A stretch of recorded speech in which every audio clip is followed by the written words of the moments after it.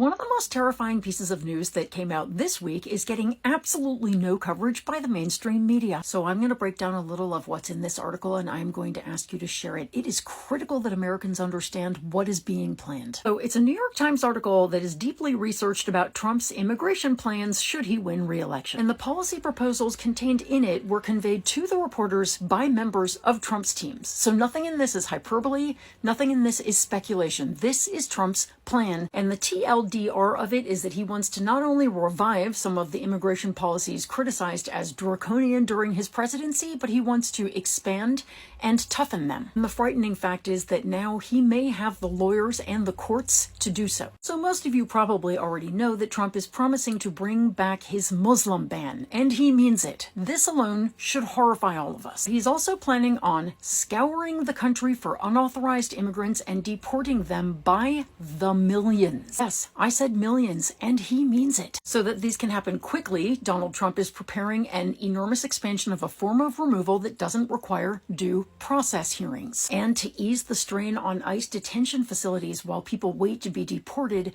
Mr. Trump wants to build huge camps, concentration camps, to detain people while their cases are processed and they await deportation flights. He wants to do this in Texas, where they'll let him. Trump wants to redirect money from the military budget to pay for this, since he knows Congress won't do it. He told a crowd in Iowa recently that he would be following the Eisenhower model, carrying out the largest domestic deportation operation in American history. He was referring to a 1954 campaign that targeted Mexican immigrants that was called, and I don't even want to say the words, Operation Wetback. But there's more. In a second Trump presidency, the visas of foreign students who participate in anti-Israel or pro-Palestinian protests would be canceled. U.S. consular officials abroad will be directed to expand ideological screening of visa applicants to block people the Trump administration considers to have undesirable attitudes. TPS recipients would have that status revoked. Many people who have been allowed to live in the country temporarily for humanitarian reasons would be kicked out, including tens of thousands of the Afghans who were evacuated in 2021. Trump also wants to end birthright citizenship. He will attempt again to end DACA. The Trump administration would bring back Title 42, which was the COVID-era immigration policy that kept asylum seekers from coming into the country. But since he would no longer be able to use COVID as his justification,